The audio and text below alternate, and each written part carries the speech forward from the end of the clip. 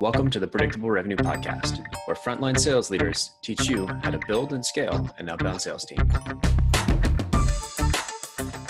Welcome back to the Predictable Revenue Podcast. I'm your host, Collin Stewart. Today, I'm joined by a guy he's been a number of things. He's currently the founder of Buena Vista Ventures, but he's also been the guy that I negotiate our SaaStr sponsorship package with. He's been the guy over at Zen Cargo that's getting their sales team together. He built mismatches for a sales team from 0 to 12, built Flexport sales team from 8 to 30. And you might remember him from Zenefits when he went from 0 to 250 sales reps. Everybody welcome Robby Allen to the show. Robby, thanks for coming on. Thanks, Collin. I am a longtime listener and fan and happy to be here. Right on, man. Jason said he'd give us a great deal on the sponsorship for next year if we had you on the show and mentioned that. You've already got a pretty great deal, but I'm Jason's on board. Yeah, totally putting words in his mouth. But I'm really excited to have you on the show because, one, we've interacted a ton of times. You and I met back when you're in your Zenefits days, albeit briefly because you were absolutely slammed. But I think you've got a unique skill set and obviously a unique set of experience. And there aren't too many people out there that have gone from 0 to 12 reps, let alone 0 to 250 reps. And so where I think we're going to sort of triangulate in for the episode is talking about the sort of one, scaling sales teams, but two, sort of what the different stages of scaling looks like and the things that you need to do differently at each stage. Yeah, I love it. I think there are kind of 3 unique stages along the way. And I'm excited to dive in and give a couple examples, from each of these experiences I've had.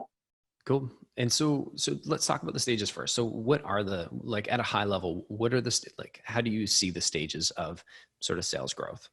Yeah. So I think, we're talking about startup companies here. So this isn't about how to take, your company from, being public to staying listed for 25 years. It's a little bit more kind of how to go from 0 to something. And so there's kind of 3 main stages. The first one is product market fit. And the next is repeatability and scale. And the third is hypergrowth. And I like to draw a lot of parallels to sports. I played sports growing up, and basketball is kind of my you can't tell from where I'm sitting right here next to the Golden Gate Bridge, but I'm a basketball player. And I think the way that I like to kind of think about this is in product market fit, all you're really trying to do is figure out where a mismatch is and just take advantage of that mismatch and survive. And when you're going more for repeatability and scale, now you're actually running a play where there's kind of multiple things happening at once, and you can run it with a pretty high degree of certainty on what your success is going to be. But it's really only 1 or 2 plays that you're running. And by the time you get to the hypergrowth stage, you've got a full playbook. And you can kind of run situational plays depending on what gets thrown at you and a whole range of different scenarios. So we'll talk about, I guess, what those look like. But to put it in layman's terms, it's kind of about product market fit, repeatability and scale, and hypergrowth. Beautiful. And I can attest to Robby being, he makes me feel like a small child when I stand next to him. I definitely didn't have the genetic makeup to be a basketball player. You can't tell it from here, but I'm no basketball player. Great guitar player though. I try. So product market fit stage comes first. What are we trying to achieve at this stage? You talked about a mismatch. Can you tell me a little bit more there? Yeah. So, I think you don't want to get too fancy here. And I think if you're coming in a leadership position as a head of sales or even a first sales rep on the team, the goal needs to be survive.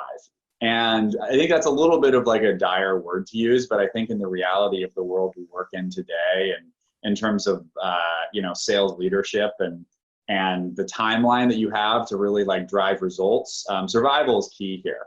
And the thing that you kind of want to think about even before you jump on board and take an opportunity is, where can you exploit sort of your advantages at this stage? What are the advantages you have? Is it the product? Is it the size of your market?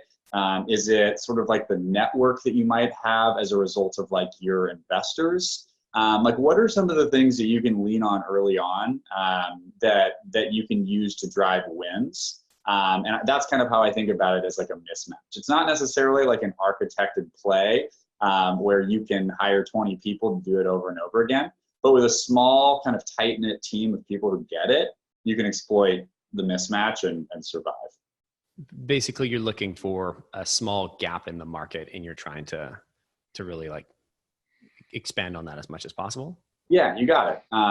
You're looking for a window. You're looking for a window. And I think you should kind of know going into, taking a new opportunity, that window exists, and there should be some type of traction where you're already seeing that before, coming on as like a head or a VP of sales. But that's what you look for at the product market fit stage.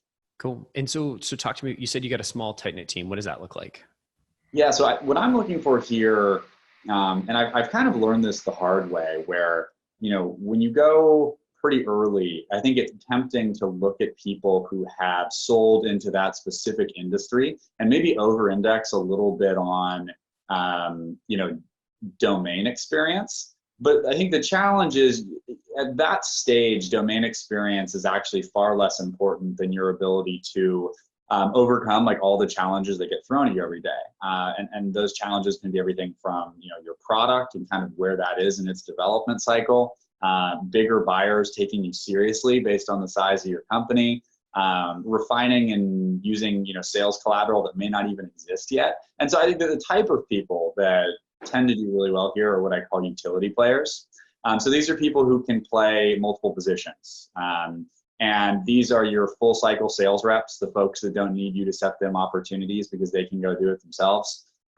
Reps that might do an SMB call at 9 a.m., a mid-market call at 11, and an enterprise on-site at 2 p.m., right, in the same day. And can kind of play and toggle between those different personas and personalities just because they've done it before. And this is obviously a very rare profile to find. And so hopefully when you're coming into this kind of a role, you've got a network or a Rolodex of people who trust you and people who want to go look for those mismatches with you and sort of find product market fit together. But I think at that stage, utility players are going to be the folks who can adapt and adjust the quickest and do what kind of the job demands at that stage. And so in your eyes, it's more about the mindset of the reps as opposed to their specific background.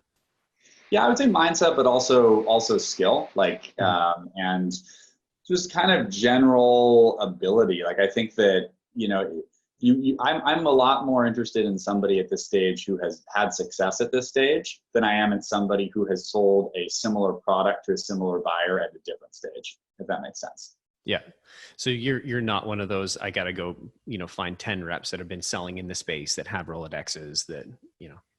Not yet. We'll get there when we get kind of into some of the later stages, but you don't want to over-index on that this early. Like you want a team that, because the problem with these mismatches is that they're fickle, right? And that as soon as you sort of feel like you may be really taking advantage of one of these mismatches, it may turn out that you overestimated how much of a mismatch that really was, and you need to make an adjustment and you need to drop when you play.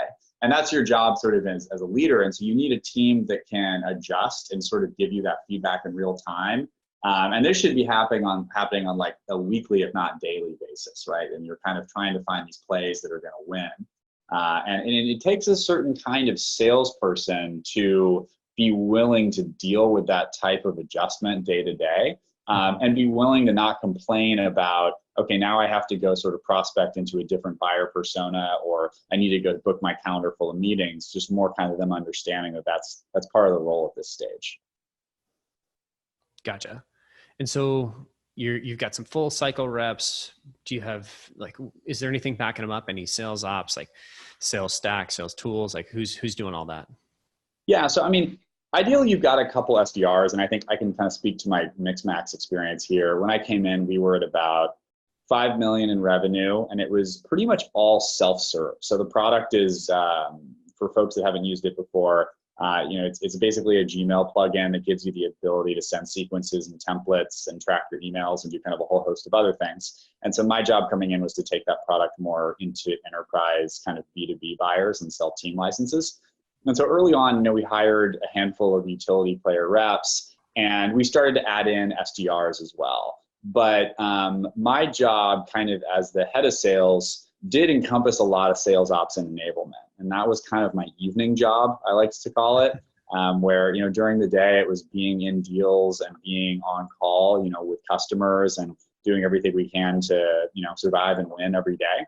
And then the tinkering sort of within our CRM, or sort of setting up our dashboards, or creating playbooks for new hires on their onboarding, all of that kind of came secondary. I think it's one of those things that's on your mind a lot when you're running a team is, man, this would be an amazing thing to delegate. And so you're interviewing and you're looking for these people, but you're also understanding that the most important thing is actually to get to this repeatability phase, and have this repeatable process and have this repeatable play that you can run. And that's when sales ops and enablement actually like really becomes a lot more valuable. So you're kind of running this recruiting cycle in parallel, but understanding that like you have to show enough results really to earn it. And for me early on, I think that that's your job as the head of sales, is to own ops and enablement. So for anybody who's thinking about jumping in as an early stage head of sales or first sales hire, I would get close to your sales ops person right now and learn how to run a couple reports and create some objects in Salesforce, and how to at least know the basics so that you can kind of speak literally to your team on what the state of the business is. And that help is coming soon, but you got to kind of jump over and land on the other side first. Right on. And yeah, the dashboards aren't going to be pretty and the reports aren't going to be built perfectly, but knowing how to do some of those base things so that you're not just playing with Salesforce straight out of the box and you're sort of hamstrung by not being able to customize it. So no sales ops yet. You are sort of that internal sales ops person. How many reps are we kind of talking at this stage? Yeah, about 2 to 10. So I think you never want to have one rep because there's nobody to compete with. So you want to have at least 2, and hopefully try to hire in batches of at least 2, so that folks kind of have a benchmark for performance, but also like somebody who they can really lean on during their ramp period to get questions answered. It just when you start to hire one person every couple months or something, your job becomes a lot harder. Try to hire in 2s, but you're kind of going between 2 and 10 here. That's the number that you're looking at. Cool. And they're all rolling up to that one head of sales at this stage? Yeah, and I think you can that, or you may get like a line manager for the more junior reps on your team. Maybe you've built out SDR early on and you want to bring in like a leader, or maybe promote like a team lead or something like that. Or you've got like an inside sales manager who can get involved with some of the more transactional kind of velocity deals. I think in general, like if you're in a position where you've got any kind of a hypothesis that you may be wanting to move up market and sell bigger deals, I think you want to, as a leader, be as close to that as possible and kind of have your hands on those deals. And so I think anytime you're thinking about putting that first layer of management in, you probably want to think about the area that's a little bit more like transactional and probably like low dollar value. Gotcha. So you're focusing more on the sort of higher velocity higher velocity sales in those early days. Yeah, and that's just in the context if you're thinking about hiring a line manager. If you don't have one, then it's your job to focus on all of it, right? Yeah. Okay, gotcha. And so, like, it seems like that's kind of a pitfall you can run into, which is like, all right, this is a really, really scalable process where you're selling sort of very low ACV, then you're going to need sort of a frontline person. But if it's more larger enterprise, you probably don't need the efficiency of that management structure. Can you talk to me about what some of the other pitfalls would be at this stage? Yeah, I think you nailed 2 of them right there. And I think it depends on the type of profile that you're hiring for. Like if you're going after like a more junior rep, I think in general, like one of the biggest pitfalls early on is sales leaders kind of drowning in the one-on-ones and the sort of like general management of all of the reps directly reporting them, and just kind of getting over that hurdle in and of itself is a challenge. And so finding somebody, whether it's internally on your team or a leader that you're bringing in from the outside, like it really does change the dynamic significantly in those early days where you've got kind of these utility players in this core team and bringing in another leader. But you have to do it, and you really have to do it early on. And so I think that's one of the bigger things. Another pitfall, so I think one of the things I was fortunate to have been brought up in the world of sales development, where at Zenefits, I was put into a position to build and scale out a large SDR team from 0 to 250 people And Collin, as you know, serving a lot of customers in this space, sales development to me is a lot more of a science than it is an art. I think that the art in sales comes when you go a little bit more up market into more like enterprise motions where it's bigger deal values and more stakeholders and maybe even a little bit more emotion.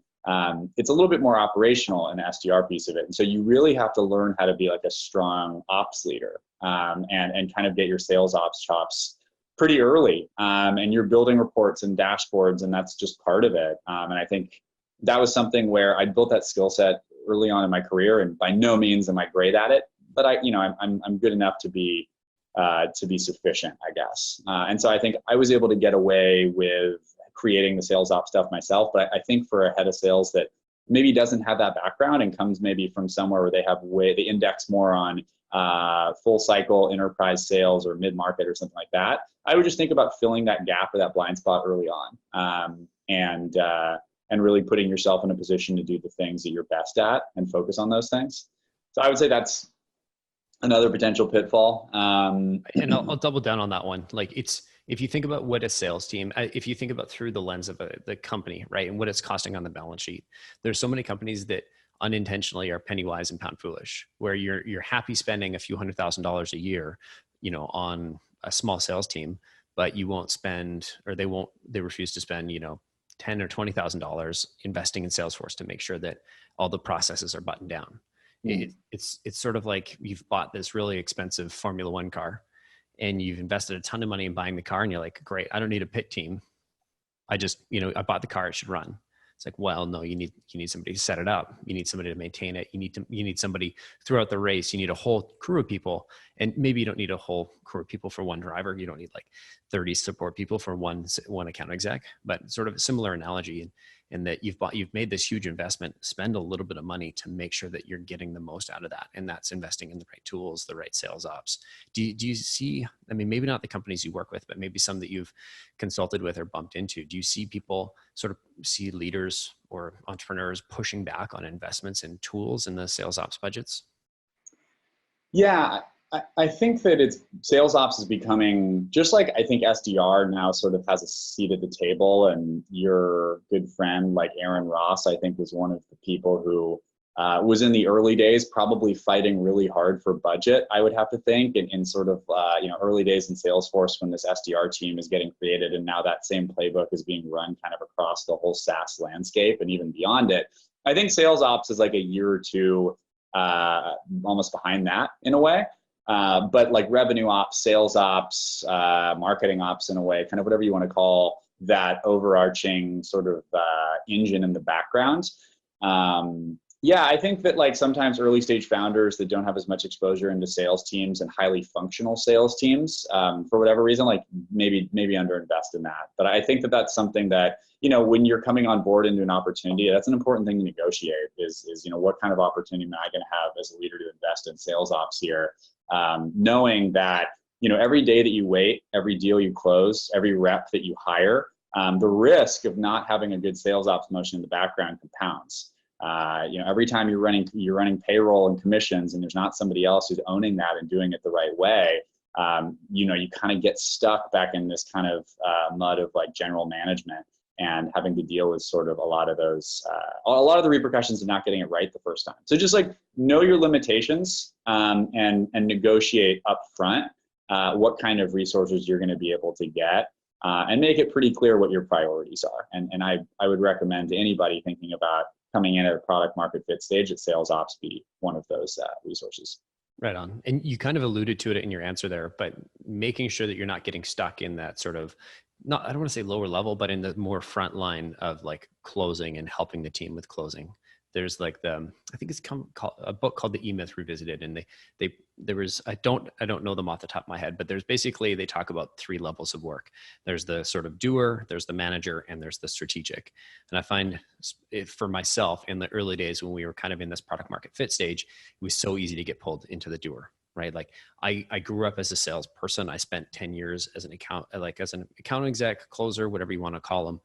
In that role. And I helped stand up a couple of teams, but nothing where we got to the size of 250 reps. But I remember my first kind of opportunity at a SaaS company, and it was so easy to get pulled back into that doer right? And then finally got out of the doer, and then I just got stuck in that sort of manager level, like you talked about, one-on-ones, like just stuck in the one-on-ones and stuck at the dashboards and stuck in the sales ops piece. Right.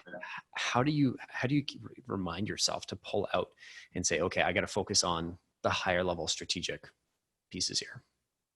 Yeah, I mean, I think one of the things I would do every week that I was taught my good friend and a mentor of mine and my former boss, Sam Blond, who's the VP of Sales at Zenefits, used to kind of talk to me about how at the end of the week he would look at his calendar and just sort of do a quick review on like, where did I spend my time this week? Like bucket by bucket, what were the meetings I ran? What were the gaps in time and how did I spend it? And by doing like an audit every week of your calendar, you're able to pretty quickly keep yourself accountable for the things that you're actually spending your time on and prioritizing. And if you keep like a pretty diligent calendar on, you know, when is my downtime? What am I working on those in that downtime? That sort of thing, you can kind of get a sense. So the first thing is just to be aware of it and just be like very objective about the way you spend your time and open and honest about it. And that way you can actually start to like make changes if you need to. That's one of the things I recommend is doing like a weekly calendar audit, at least a monthly kind of review on how you're spending your time, especially if you're in like a busy early stage product market fit environment where you're kind of getting pulled in every different direction. You're probably meeting with the product team periodically. You're doing a lot of things that you maybe wouldn't do in the future. And then from there, like, I think you have to be pretty honest with yourself about what are the things that you do that don't feel like work, that to everybody else feel like work. Another way to ask that is, what are your superpowers, right? What are the things you love to do? And I think for a lot of heads of sales, that's like being involved with deals and being involved with the right deals, right, at the right stage. And so I think it actually is important to be involved in sort of like the minutia for certain things, but do it for the stuff where you have the highest leverage, right? And you can make the biggest impact, whether that's later stage deals, of course, hiring, you know, all the sort of things that are going to make the biggest impact today as well as tomorrow. And then be really honest with yourself about those other things. And you don't really need to advertise or complain about it. Like, just do the work in the background to start to backfill and get people into roles where they can kind of own those things, you know. And the other part of that is letting go, right? And being willing to let go of the things that you know, you're doing day to day, and really understand like what are the 1 to 2 things that you can do that'll have the highest impact on the business, and then be pretty relentless about filling the rest of that into people who can do it better. 100%. Because at the end of the day, like you said, you don't want to get stuck in this stage, and it's so easy to get stuck in these habits. So when you're thinking about getting ready for that next stage, what are the things that you need to nail in order to make it to that repeatability and scale? Yeah, for sure. So I recall back early on at Zenefits, we had built out like, we sort of tested this theory on build. We were an all inbound shop for a while, and we tested this theory on outbound because the deal sizes were just sort of like hitting a certain level where we needed to go above that, and we weren't really able to generate it with our traditional marketing techniques. So we tested this outbound team out, and I was running that test, and it was really working early on. And this was a very condensed timeline. We're talking about months instead of quarters or years here. Was this when you were sending all the emails in Parker's name? That was more our inbound play. So the outbound play was like a little bit different than that. But yeah, the infamous play. So on outbound, it was much more sort of targeted LinkedIn direct messaging, kind of the why you now type of technique. And basically the idea was, okay, if we can get, you know, reasonably get, and we kind of did the math on it, if we could get our reps to about 24 opportunities a month, and those were a certain deal size, and we could close kind of X number of those deals, then we would be in good shape. This would be a profitable role for the business, and we would be able to kind of scale the sales team even more. And we figured out pretty quickly we could do that. And so the way we did that was we developed a couple different plays. We ran them consistently, and we were able to predict our win rates. And I think kind of at each level, that's what you need to do, is develop the play, be able to run it consistently and actually measure it, and do it to the point where you can actually predict your win rates plus or minus 5%. And once you can do that, you've got not like a hypothesis, but you've actually got something that's going to work. And that's the point where you can ask for that extra headcount or that extra budget, and start to put that theory to the test a little bit more aggressively and move into this next stage, which is repeatability and scale. And so It's basically, I love your first step there, which is make sure it's going to be profitable. Do some basic spreadsheeting. Make sure you're going to make money off of this. I need this many ops. I need this much of a close rate. Build a playbook that's going to enable it, and then test to see if that's actually producing the consistent results that you're hoping for.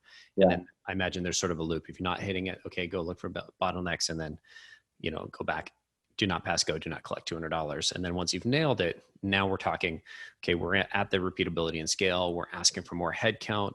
What's the goal at this repeatability stage? Yeah, so the goal is to demonstrate predictability. And this is something that you guys know a lot about, obviously, and I'm sure you can speak to. But I think one of the hardest things to do in any type of early stage sales environment is predict things correctly, right? And we kind of live in this world that's completely unpredictable, and it's our job to keep our head on straight. And then when nobody's looking, like, be constantly in the background hedging every single type of thing that could possibly go wrong, so that you've got yourself covered, right? But really, at the repeatability and scale stage, it's about how do we get from just being able to sort of take advantage of this mismatch to how can we actually run this play consistently and kind of plus or minus 5%, like, be able to know what our win rates are going to be so that we can demonstrate predictability. And what that does is it does a lot of things for the business, right? Like, if you're at a growth stage company, it gives your founders like a story that they can go tell to investors and actually show data behind it and show kind of quarter over quarter results that says, like, this is, these are the plays that we run, this is how well they work. And if we sort of, our hypothesis, if we're able to pour this much money into it, this is the return we can get on it. And so this unlocks just like a lot of different things for the business. But at this stage, the focus to me is around demonstrating predictability. And would you say this is pre or post Series A raise typically? I mean, if you're at a predictable sales motion pre-Series A, God bless you. Like, you're in a great spot. Hopefully you're vested at this point. Hopefully you're home shopping. I don't know. Like, you're in a really good spot if you're doing that. I think it's probably closer to somewhere between Series B, Series C. At least nowadays, given that, like, folks are raising A's earlier and earlier in the process. But yeah, I think, repeatability, like, to be clear, I think that these stages can span, for every business, they're going to be different. And they're going to be different based on a number of factors. And I think, like, if you have a very short feedback loop on your sales cycles, meaning like a more transactional sales cycle, you're going to be able to put hypotheses to the test and plays to the test quicker and get sort of feedback on how repeatable or predictable those plays are. And you're going to be able to figure those things out sooner. If you're selling a 12-month sales cycle, it's going to be different. You need to be sort of really diligent about seeing these plays all the way through the finish line. So I don't necessarily think that these are tied to any specific, like, fundraising round, but I think generally speaking, like, Series B or Series C is about the time repeatability becomes the focus. That's fair. And I wasn't trying to infer that, you've got to be at a certain stage, or, I mean, obviously it takes time and cash to have this number of people. This would be fairly challenging to do on a seed stage or bootstrap budget, in a short period of time. Definitely. But anybody out there who's doing that, again, I commend you. That's awesome. Yeah. If you're listening, you're like, hey, I'm that guy. Email me. I want you to come on the podcast. You're our next guest. Yes. All right. So basically, the goal here with the repeatability and scale is to demonstrate predictability. Mm-hmm. So what does the team look like at this stage? Yeah. So I think now is when you start to kind of pick a strategy, right? Like, you've probably got some type of sales methodology that you're that's sort of percolating through the organization, where everybody is running their discoveries in a similar way, and customers are kind of going through the journey in like a similar type of fashion. And your buyers have the same experience, hopefully, when they buy from you. And you're probably segmenting out your sales process. And so what I mean by that is you've got prospectors prospecting, you've got closers closing, and you've got, account managers managing. And so whether it's SDR, AE, CSM, there's this kind of clear, hopefully well-oiled handoffs that are happening in the sales cycle, so that you can drill into each of those different parts of the sales process and, like, drive improvement and iteration faster, and create a little bit more control over your sales process. So for one, it's segmented. And then your accounts are probably segmented as well, and routed based on, size of the account, geo, or some other type of criteria that you're using to give the accounts that you were bringing in to work to the people that you feel have the highest chance of closing and create like the best customer experience along the way. Love it. So we're developing that specialization. We're not just around the sort of internal sales process, but it's also around how we're looking at and treating our customers. Yeah, because you're building out your playbook, right? Like you're running hopefully more than one play at one time here. So you're going to need different people to kind of handle the motion for those different plays. And you're building those teams out in unison. But the group is still tight knit enough where everybody can probably fit into the same conference room for like the weekly sales meeting. And so the feedback loops are still really tight here. But you are kind of scaling out in a number of different directions at the same time. So that's fair. So you're adding a ton of different roles. What is the sales enablement or sales ops process like? How does that evolve from you doing it off the side of your desk to where we're at today? Yeah, for sure. So, hopefully during that product market fit stage, you had been, quietly recruiting your number one sales ops prospect, because now's the time to do it. And I think the sales ops hire comes first. There is, it's the type of thing where you've probably got so many different things you need to hand off. You actually you can only pick a portion of them to hand over to this person in the beginning. Like it should be almost painfully obvious what this person's going to be doing.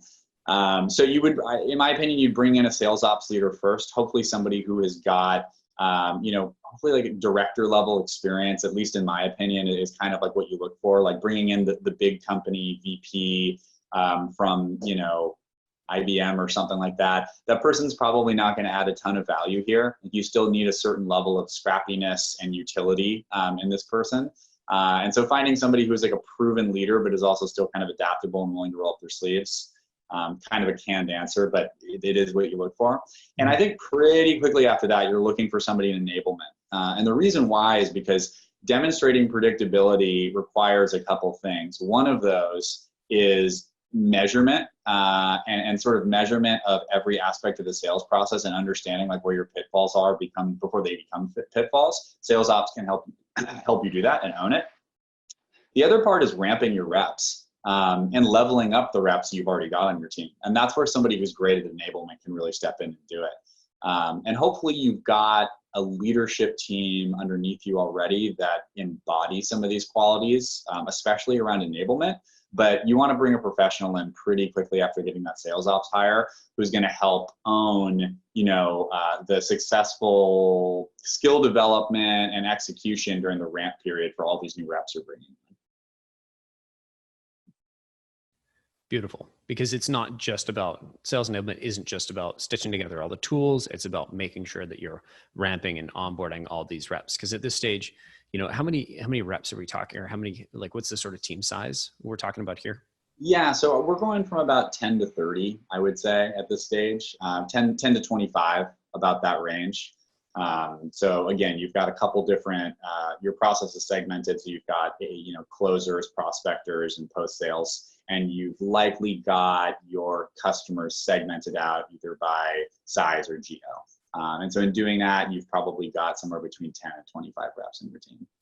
Gotcha. And so I imagine not only are you getting more strategic about how you're ramping people up, I imagine the hiring, like to go from, 10 to 30, that's not something that you can do overnight. So how does your hiring change? Like, what does that look like?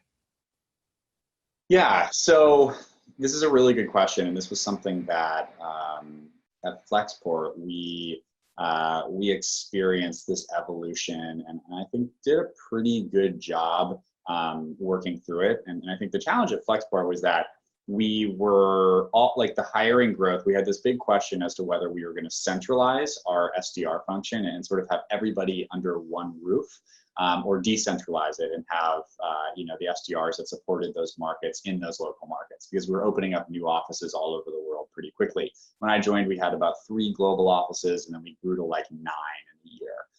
And so all of those had their own local GM, they had their own P&L, they had their own sales team, they had their own goals. And we ended up deciding to decentralize it, and that was the right decision. The reason why is because each of these markets, an SDR's job in Hong Kong is going to look very different than an SDR's job in Amsterdam. But before we started to scale that out, we really zeroed in on the profile that we wanted to hire for that role specifically. And if you can really zero in on that profile that you want so that your recruiters can predictably source that profile and that person, similar to your sales process, going out and sourcing similar looking deals, then you're in good shape. Excuse me. And you kind of want to think about your hiring process a little bit like your sales motion here, only kind of like a step behind. Once you're already at this repeatability phase for your sales motion, you're trying to go from product market fit to repeatability on your hiring motion. And you kind of have to let this expectation of like, I'm only going to hire these sort of all-encompassing utility players that can do anything at any moment. You have to let that dissolve away. Likely because those people are kind of bored at this stage and aren't going to stay around that much longer. Just to be completely honest, like for that type of profile. Hopefully they do. Or maybe they're in leadership positions or focusing on different things in the business. And so now you want to zoom in on what that specific profile looks like and make it easy for your recruiting team, whether it's like an outside recruiting support or you have an internal team that you're starting to build, make it easy for them to find that profile for you. Gotcha. So it sounds like a huge step up in terms of the hiring process and how diligent you're going to be with that. I'm curious because as you add more and more people, you add more and more complexity. So there's so many more areas for things to sort of fall off the rails. What do you see are some of the major pitfalls when you get to this stage or when you're kind of in the middle of making the journey towards the 30 reps? I would say hiring too fast. You know, I learned that the hard way. I would say at Zenefits, we went from 5 to 30 reps in 60 days. And you know, that was a very compressed timeline. We did a good job hiring great people, and most of those people in that first 30 folks went on to be the future leaders of the business and the organization, but it wasn't all perfect. And I think that hiring too fast and sort of that can come from a number of different pressure points. Maybe you've got a huge number that you signed up for in the year, and that's contingent on hiring a lot of new reps. Maybe you've got pressure from the board after raising a big round of funding, and you need to go out and hire a bunch of people. But I think it's your job as a leader to understand and really keep a close eye on if I'm going to hire somebody new, like if I just look at the last 2 or 3 people I hired, like how are they performing? What was their experience in the first 90 days? Like, and what do we need to do to improve upon that the next time around? And I think having that feedback loop happen after almost every single hire is important. And so hiring too fast, that's a big one. And that can be a culture killer. It can. So you gotta be careful there. And then I would say the other thing is probably over-indexing on one specific play. So, example, that would be like, the market size for one customer profile. Like if we can, maybe we're doing a great job selling into mid-market recruiting teams at SaaS companies. Okay, there are a bunch of them out there, and it's an endless blue sea when you're in the product market stage. But now you've got 15 reps, right? They've mapped this out. All these accounts are in Salesforce, and they've got a long list of activity underneath them. Like, what are you going to do now? And so I think you need to be sort of constantly having that conversation about like, what other hypotheses are we testing? What other markets are we trying to break into? What other plays are we running on the side to start to think about where else we can grow and directionally run and generate predictable wins. So I think the other pitfall there is over-indexing on one specific play. Gotcha. Because I think on the flip side, what you're looking for is not to be overly reliant on just one single market, one target customer, one persona, because then it's basically you've ran out of blue ocean and now it's all right. Now we need to either move on to the next one or find a way to get a lot more efficient at, if there are only 200 companies that you can work with, okay, well, how do we move into a more like named account, targeted account sort of style so that we can boost our conversion rates? Whereas if you do have the opportunity to go a little bit wider and say, okay, let's try opening up a new market, then that's one of the things that you're recommending. Yeah. And I think, exactly. And I think sales ops can really help here. It's like mapping out your market and sort of understanding like what the total addressable market is and looking at that just like that kind of from like a raw data lens and understanding like where you can go. That really helps put into context like what your growth numbers should look like and kind of what number you should be signing up for and expecting your team to hit. And that's kind of the beginning of when you start to really map out that market, like that's the beginning of really nailing this like predictability portion of it, because you understand every sort of piece on the table. And it's just kind of about execution at that point. Right on. And so if we could sum up the sort of the goal at the repeatability and stage is sort of demonstrate predictability. The way that you're doing that is not just nailing your ideal customer profile, but all the other optional segments. The way you can do that is, employing sales ops and sales enablement so that we've got not just the data behind it, but we're also the tools and the training.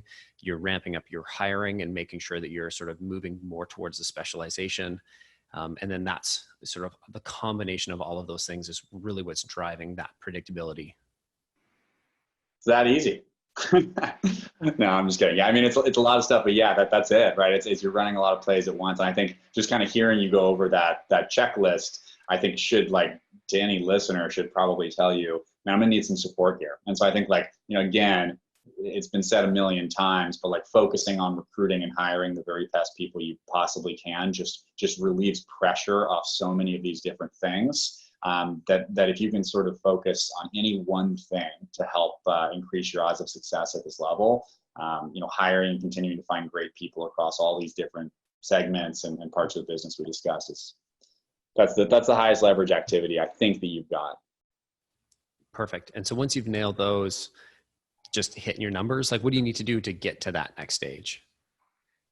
Yeah, so I don't think it's actually about just hitting your numbers. I think you really have to, like, crush the number that's been given to you to earn that trust. And I think that you can kind of look at that in a couple of different lenses, but you have to basically, by demonstrating this predictability and at the repeatability stage, you should be able to pretty accurately predict your number. And that gives you as a leader and your team confidence when you're able to start, like, zeroing in on a target and clipping it down, plus or minus 5%, and doing it every month, every quarter.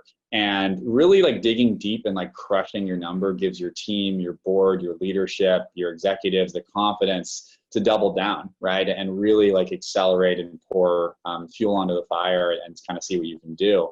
And so I think, like, really it's about crushing your numbers, and hopefully what you've been doing in the background as you've been building out this team is you've been developing a playbook, right? You've been developing multiple plays now that you can predict success with.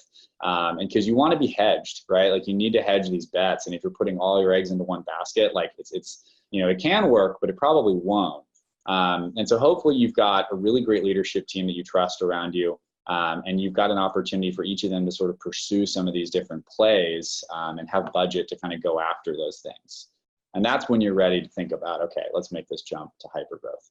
So when we're jumping, we've got roughly about 30 reps. We've got our playbooks nailed. Our hiring process is pretty thought through. We've got pretty strong sales ops. We've probably, it sounds like you've built a couple leaders underneath you if you're sort of the VP of sales or you're kind of transitioning into a role similar to that. So what is the next? What does this hypergrowth stage look like?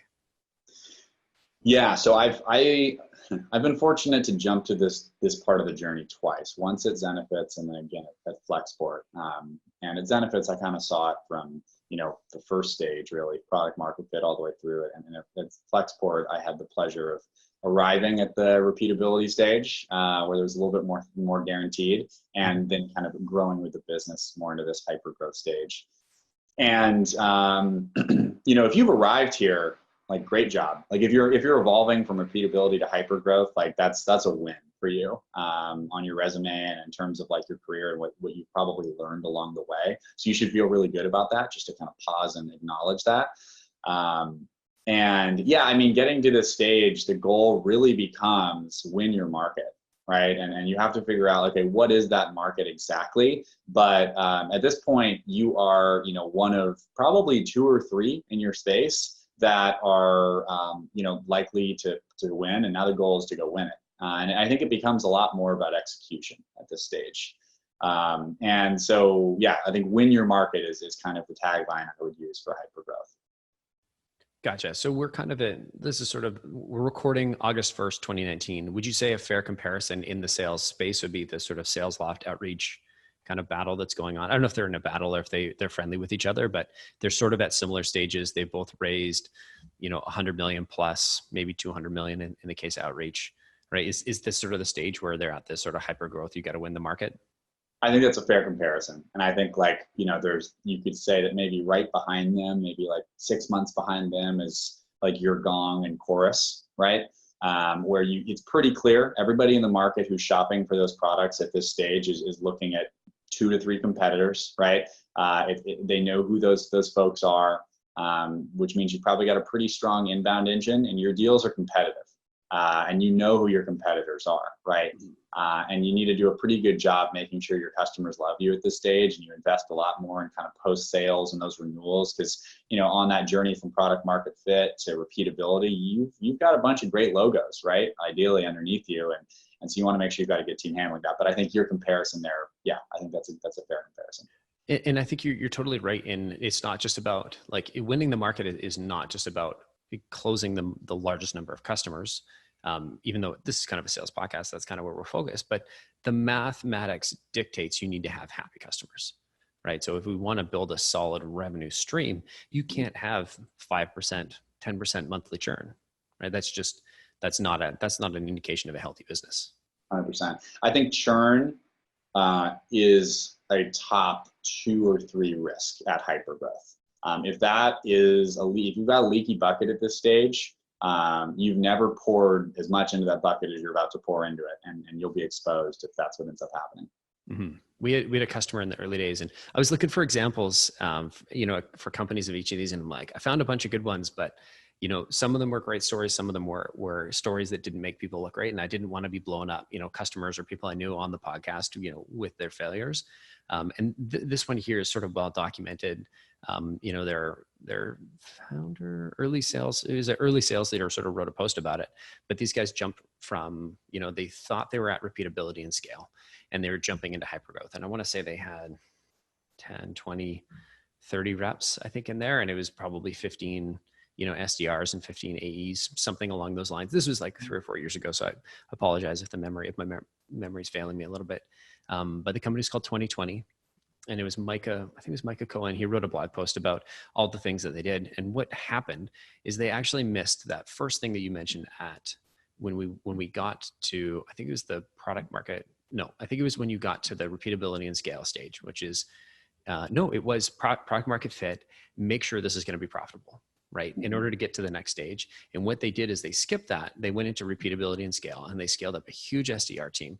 They spent a couple $1 million, and they generated a very small amount of revenue. And a lot of the revenue, I would say, churned away. But they were spending, $5 to close $1 of ARR. It's like, whoa.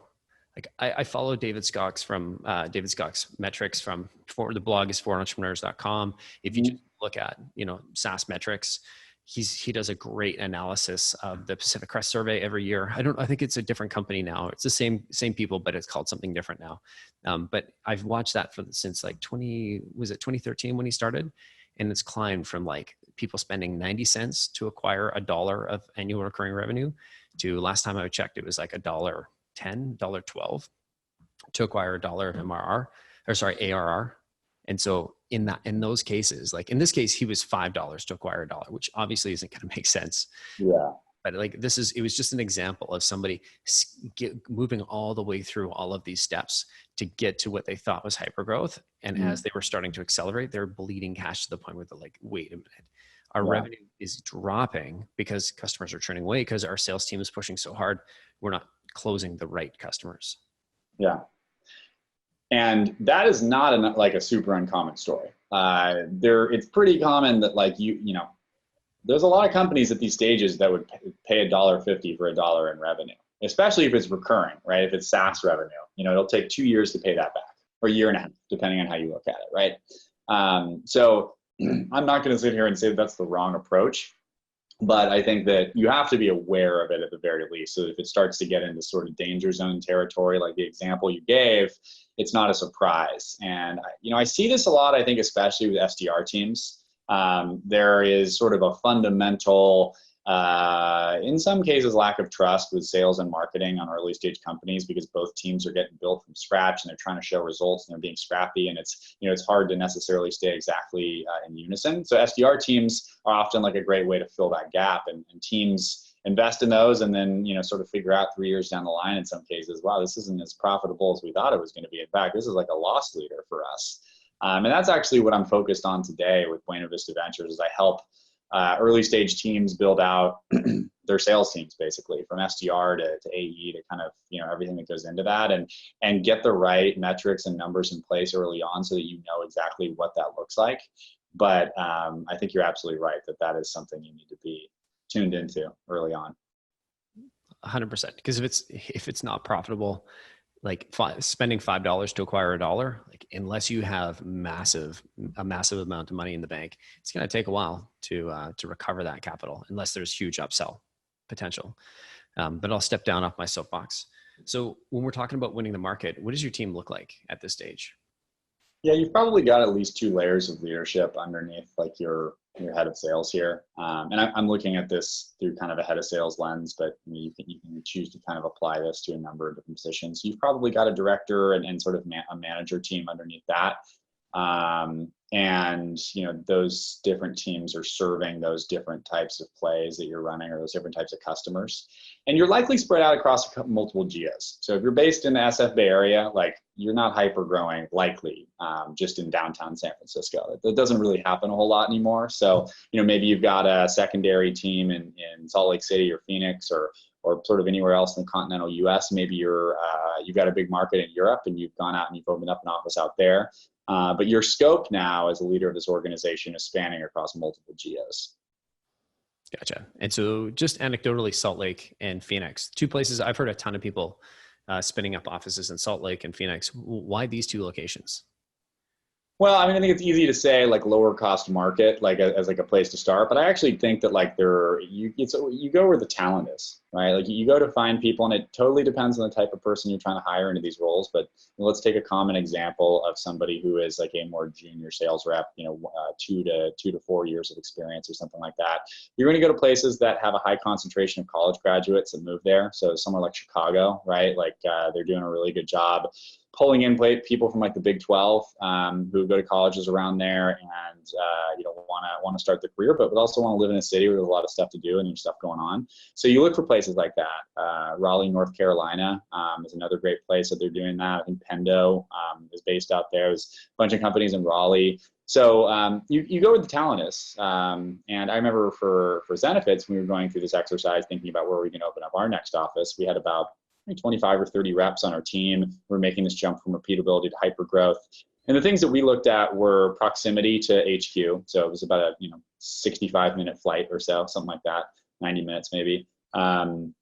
Make it easy for executive team to make day trips. Obviously, the kind of cost of living and kind of cost to hire out there was a big one.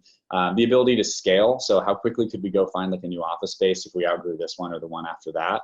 And there's a lot of space in Phoenix. And really more than anything, that was the talent. And the nice thing about Phoenix was that there was just a lot of people who would move there after they graduated from university. And we had a good opportunity to hire a lot of really talented people out there really quickly. So I think that those are kind of some of the reasons that people like Salt Lake and Phoenix. Right on. It's because you hear I'm up here in Vancouver, and I get to interact with a ton of our guests, and I try and stay in touch with a bunch of them. And I've been hearing the myth of the 6-figure SDR a lot lately, which is like, when I think about the mathematics, I'm just like, the fundamentals of, does it make sense to have SDRs? Yeah. The math gets really hard if you're spending 600, there's $100,000 a year on an SDR. Well, I mean, I think in some of these cities, in San Francisco, $100,000 is just, you're starting to flirt with cost of living, at that. So I think it's market forces probably more than anything, and that's where you adapt. But that is a big number for sure. It certainly must be one of those pressures that's pushing hiring outside of the Bay Area. Yeah, the Bay Area, New York, London, a lot of different places. I've got a client in London right now, and it's the same story. The cost of living is kind of just as high there, and so salaries do have an impact, but you look for people, I think, in some of these earlier roles that are in it for more than the money and sort of can see the long-term benefit of sort of proving themselves in that role and learning the skills, and then sort of understanding when the earning is going to really come in your career, and understanding that you're not going to maximize the income in the first year, right? It's going to be the years that compound after that. Man, I remember being that early hire in sales, thinking I should be making 6 figures this year. Like, I'm fresh. I got my bachelor's. So I got 90 something, 98% of my bachelor's. I should be making six figures. Right. Because why not? So from a team perspective, we get a couple layers. You're spread out across multiple geos, not just in terms of, and perhaps even internationally. So not just in terms of the customer segments that you're going after, but the physical locations of your office. And obviously going international, are you we can handle this from head office, or are you more of a build the office, hire somebody local to run it kind of? I'm more build the office and hire somebody locally to run it. I think, I was really fortunate to work at a place, Flexport, that did this phenomenally. They built this business model where they built these things called squads, and the squads kind of grew organically. And when the squads sort of had, it was like basically a book of business that had ops support, sales support, and sort of like, a team around it. And as soon as that team got too big, it split like a cell and became two squads. And that model permeated through all the offices that Flexport went on to open. And an important part of that, of course, is hiring, is getting sort of a leader in place. But I think what Flexport did really well was generate a lot of those leaders in sort of like a homegrown way, where, the first couple folks that went out and opened and seeded new offices were from that local SF office. And that actually starts to become a pretty cool perk if you sell it the right way from a recruiting perspective, is getting to go open up a new office in a different market and let your job take you to a new place in the world. So, hopefully you can find somebody internally who can bring that culture out there. I think at the very least, try to send a couple of your high performers to that new market so they can sort of seed it and spread that culture. I was that person at Zenefits way back in the day and moved out to Scottsdale after saying no at the first time, and ended up going, and it was a great decision for me. So, you look for those kind of people. Beautiful. And I imagine as you're scaling up the team, you've got multiple layers, multiple geos. Yeah. The sales operations burden must just be phenomenal at this stage. I shouldn't call it a burden, but like the requirement for the glue to help everything continue working together has just got to be a phenomenal investment. Yeah. So the way I think about this is the value of sales ops and enablement. It scales concurrently with the business. So the bigger the goals, the more people you have on the team, the more valuable and high impact sales ops and enablement can become. Whereas like in the early days, it isn't really necessarily that high of an impact. And so, the ability to spot problems before they become big and successfully ramp reps and level up the existing team that you have really becomes a huge part of your continued success and execution. And I distinctly remember at Zenefits, our sales team meetings evolving from somewhat sporadic, like, let's get everybody's commits, what's closing this week, what do we need to do to get that deal over the line type of meetings, to more sort of leadership meetings that were led by sales ops and led by data, where we would drill into these like big, beautiful reports. And my eyes were open to a whole new style of management that I had never seen before. And man, it was a beautiful thing. And we brought a lot of professional sales ops folks in that did a great job spotting these things, and we would drill into it, and we would lead with data in every conversation. And that was a big learning for me. And I think that that's something that sales ops can help you do and help become like a part of the fiber and the core of your organization. Can you give me an example of a type of problem that you ran into that sales ops was able to sort of surface by, showing you the data? Sure. I think when you're getting up to a number like 200 sales reps or something like that, a couple things start to happen.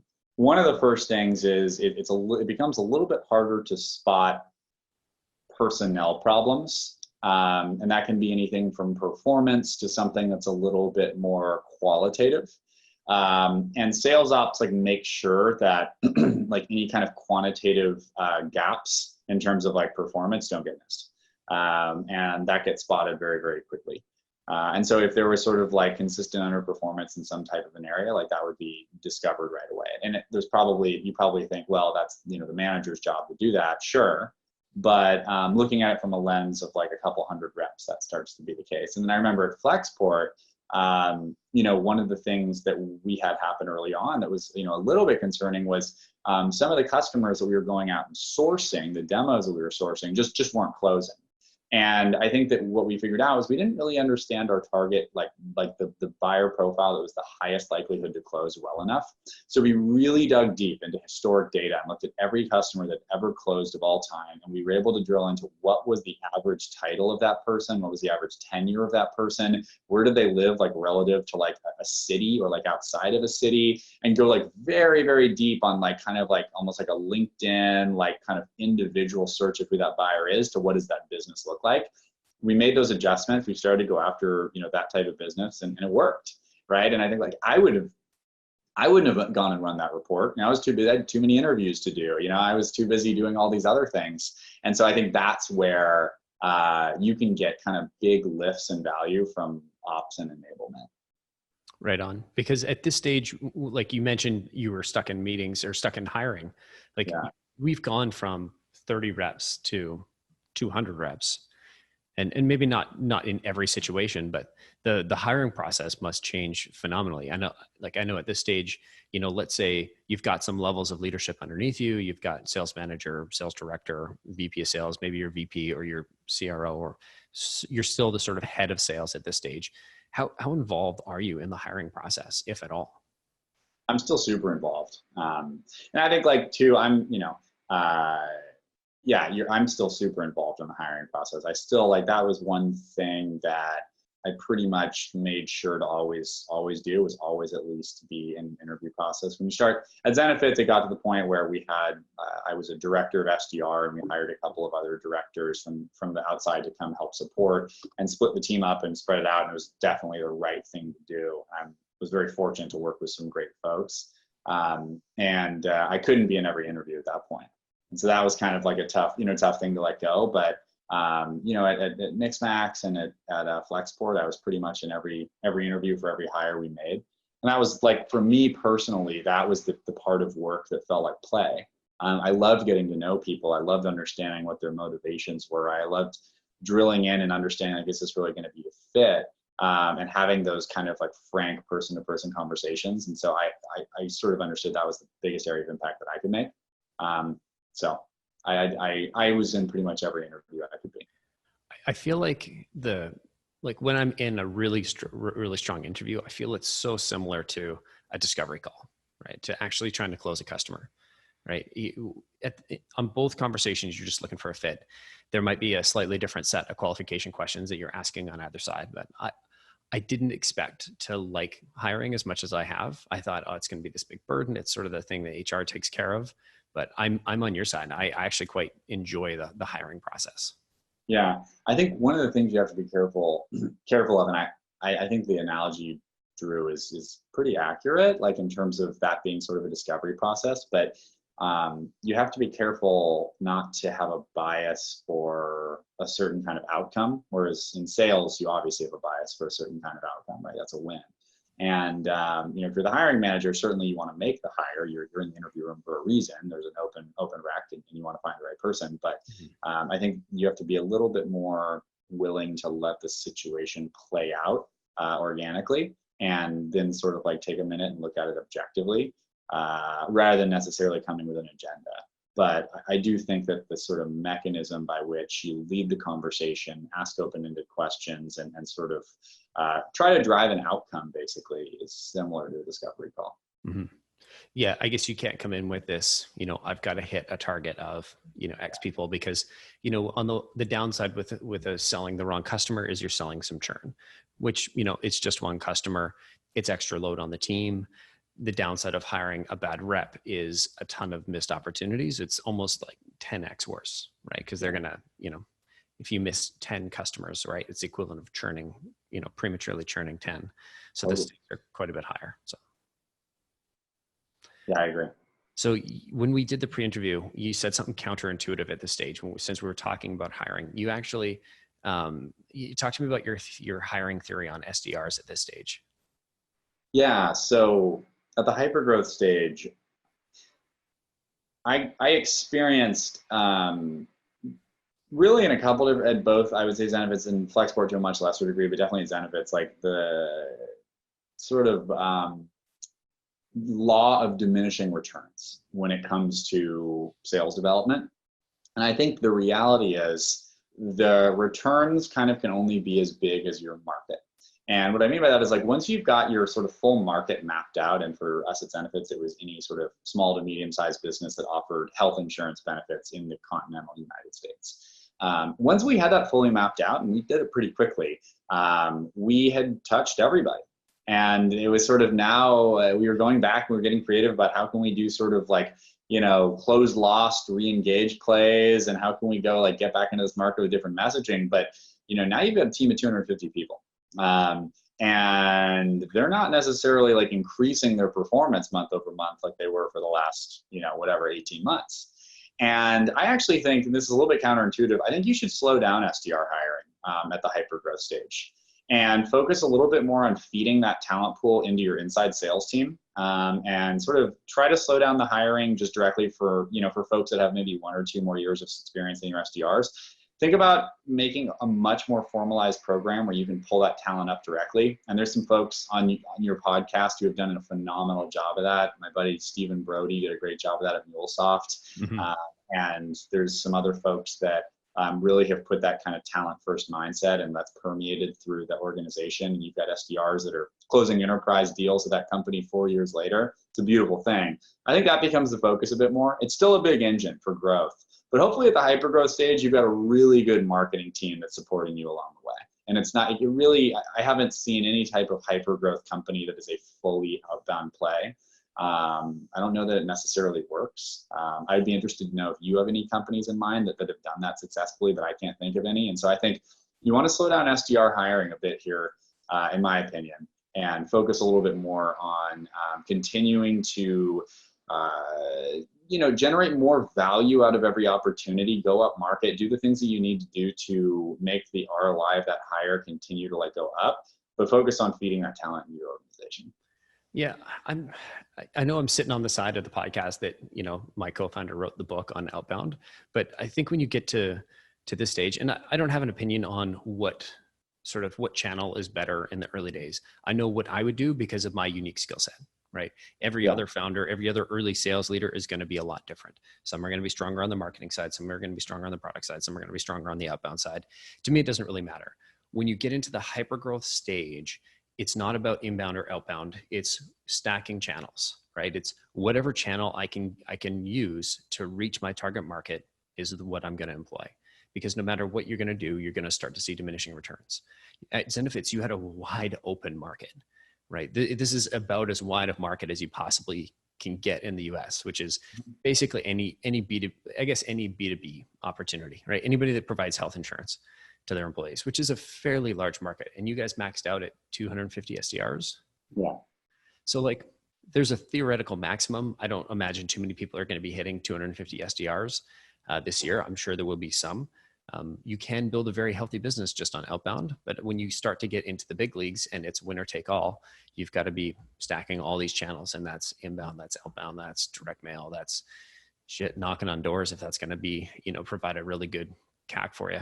Yeah, and I think that goes back to the playbook you're building, right? Like part of your playbook is your channels, and if you're fully sort of hedged on one channel, you're not going to be in great shape. And I think that's where you need to start thinking at this hypergrowth stage. You're building out a full playbook across a handful of different channels that all have unique owners, and they have teams that are going, you know, deep on those channels. One of those is outbound, and another is inbound. Another, like you said, could be partnerships or whatever the case may be. There's hundreds of channels that I'm sure you guys have discussed on the podcast before and that your listeners are pursuing. But yeah, I think you're right. And so my advice here is not to necessarily continue to pour money into the one thing that's worked, but really focus on continuing to diversify like the investment across all the different plays that you're running. 100%. The one company, and I can't say I've talked to them in the last sort of 6 months, so I don't know exactly where they are. And I'm trying to look up their jobs page right now is Drift. We had David Cancel on the show, and he was talking about how him and Aaron were basically going back and forth over, you know, should they have an SDR team? And they didn't have an SDR team quite yet. And he didn't think they were ever going to go in that direction. And I'm looking and I'm not seeing any I see account execs, I see account managers, directors, and I've seen some things called conversational something or other. Yeah. Yeah. Well, I think when your product is specifically designed to generate meetings for your like AE team, I think that, you know, I think we'll give it a pass. But yeah, it's a fair point. And I think that's awesome. Like I think this is definitely not a one size fits all type of model. And you know, I was thinking to myself, man, I knew there was one company out there that did this all on Outbound, and I remember the name was I think it was GuideSpark, where they basically were an all outbound team. And there was really kind of and I think Shep Mayer was the VP of sales there. And it was a very like outbound type of a play, and that scaled, you know, for a long, long time. But I think in general, scaling on one type of a channel is probably not a great strategy. Mm-hmm. Yeah, that's a good call. I haven't talked to Shep, but we had John Parisi on the show. Sure. And it was one of my really, really early guests, because this must have been over 2 years ago. And yeah, they had a massive SDR team. Yeah. So what are some common stumbling? Like, where do people get stuck at this stage? Yeah, I mean, you know, the goal is to win the market. So if you don't win the market, you know, you got to get stuck and you got to figure a few things out, right? What if you know, at this point, it starts to become pretty clear who's the number one, the number two, number three, that kind of thing in the space. And so if you're over-indexed and you can kind of get exposed if maybe you've overhired or overstaffed a little bit, that can get you stuck. If you don't continue to develop and innovate and find new plays and new sales motions, like I think that's one of the tough things. Like if you've gone on the journey from product market fit to repeatability and scale, now to hypergrowth, I mean, you've lived a lifetime in like 3 years or however many years it's been, right? You've gone on the journey. You've probably got more gray hairs than you came in with. Like, it's been a journey. And I think that for most people, like, this is a very reasonable time to kind of be looking at it, whatever may be in the next stage of your life. Who knows? Like, I think it does get a little bit personal too. So I think you have to kind of ask yourself, do I want to buckle down and get to that next stage, right, and win this market? And there are not a lot of people that have done that from sort of stage one all the way through. I mean, typically you see churn, you know, at these different levels, and new leaders come in. So I think you know, if you're a leader who's made that jump from repeatability and scale to hyper growth, like, you have to continue to do those things that have worked for you in the past, and be really relentless on delegating and getting people that are better than you into the organization to focus on, you know, owning things that aren't yours to own anymore, and continue and be really, really dedicated to like innovating and trying out your new sales plays and building that sales playbook out. And now that you've got the capital and sort of like the backing and the revenue to back it up, like, invest in that, right? And like, invest in those different channels and those different plays. So I think that those are probably the two stumbling blocks that can get in the way. But I mean, just the being on that journey alone, and sort of your own mental psyche and kind of where you're at personally, emotionally, all that, like, I think that's probably the biggest one. So basically get to this level and then milk it for It depends. It depends on what you want, right? Like, I think, you know, that is one way to do it, but you've come this far, you know, why not keep going? For sure. And there are only a certain amount of people that actually get the opportunity to make that journey. And there are certain people that, you know, like, there's nothing wrong with getting to a certain level and be like, you know what, this is my sweet spot. I like it here. Right. I don't have to be a CRO at a, you know, Fortune 500 company, because that's a dramatically different job from where you started. And that's not something we're not even going to cover on the podcast. But even getting to, say, VP of sales at a hyper growth, or CRO at a hyper growth company, you know, where you've raised a few $100 million, like, that's a dramatically different role from where we started at the beginning of the show. So I don't think there's anything wrong with it. It's trying to figure out, where is it, like you said earlier in the show, where are my superpowers? What are the activities that I can be doing where I'm going to have the most fun and have the biggest impact? Yeah, and I think that what you just said right there, having the most fun, that's really important. Like, you've learned a ton on this journey now, right? And if you're in this position, you're somebody who's very ambitious, and you're somebody who has high expectations of yourself, and you're somebody who wants to keep growing. And so hopefully you're not bored, right? Like, I think that is also a little bit of a death kiss, is, you know, this becomes about execution, and it becomes, you know, you pass the repeatability stage, and it becomes about execution. And so you got to make sure to continue to keep it interesting for yourself too. And I think that, you know, we could go on and on about how to go about keeping it interesting from a personal level, but I think it is something that people underestimate. For sure. Robby, I feel like I could just keep talking to you for a couple hours here. This has been so valuable. But I know you only have a certain amount of time in your day, and so do I. And so I want to get to our sort of last round here, which is just the lightning round. I want to get a couple of quick answers from you on some of the questions we asked the guests. So without further ado, how do you get people to reply to your emails? Make it easy for them to reply. I jumped into an outbound role right out of college. It was the first thing I ever did. My emails were too long and the questions were too vague. And so I cut it down, and it's got to be pretty simple, like 2 scrolls of the iPhone max. The ask has to be really clear, and you got to make it personal and make it seem like, make them understand that you did your research and you can kind of sit on that side of the table and understand what they're thinking about. Right on. So let's say you sent somebody an email. Now they didn't respond. You're cold calling to follow up. You got them on the phone, but they're giving you the brush off. How do you do that? Level with them, right? I get it. This is a cold call. I caught you out of the blue, and then get to the point, right? The reason for my call is, and then kind of draw out exactly what that reason is. Beautiful. And finally, what do you do when you need to push at the end of the quarter? Oh man, the end of the quarter was yesterday, and I'm already getting this question. So honestly, stay hydrated. I think it's easy to just like over caffeinate and over celebrate or any of those things. Like I stay hydrated and I get sleep. I'm getting older, so like these things are becoming more important to me. And just taking care of my own personal well-being. I think that's about being a professional, right? And showing up every day and having sort of like your own balance. Making sure I have my buyer's cell phone numbers. So if I don't have like a cell phone number for the person that I am working a deal on and it's the end of the month, then I haven't really done my job. And if I'm not like texting with that person and in sort of constant communication, then again, I'm probably not doing my job well. And then, at the end of the day, we talked about it earlier in the podcast, but I've got contingencies in place. I'm expecting everything to go wrong. I'm expecting somebody to quit or someone to go on vacation at the last minute and not have told me. I'm expecting it all to sort of unravel. But hopefully I've got contingencies in place where, again, I know what my odds are and I know what my conversion rates are. And if I've got enough deals and enough pipeline in the right place, then it's going to work out for me. I think the mark of the more experienced sales leaders that I talk to is this sort of proactive pessimism. Cautious optimism is what I like to call it, but I think it's probably closer to that. Because I don't know, that maybe that's just how I feel. Is like, I hear these younger reps tell me, "Oh yeah, this one's going to close, that one's going to close," and I'm like, no. I'm like, I've seen crazier shit than that go south. Like, it's not locked down until the money's in the bank. And so, what can you do? You got to be proactive and have a ton of contingency. So I love that last one. Yeah. Robby, last segment here. I want to give you a chance to pitch, promote, share anything that you're up to. So let's, in the most sales podcast way possible. So let's role play. Okay, let's do it. So who am I? What are you? What am I like? What's the call about here? Sure. You are an early stage founder who just closed your Series A.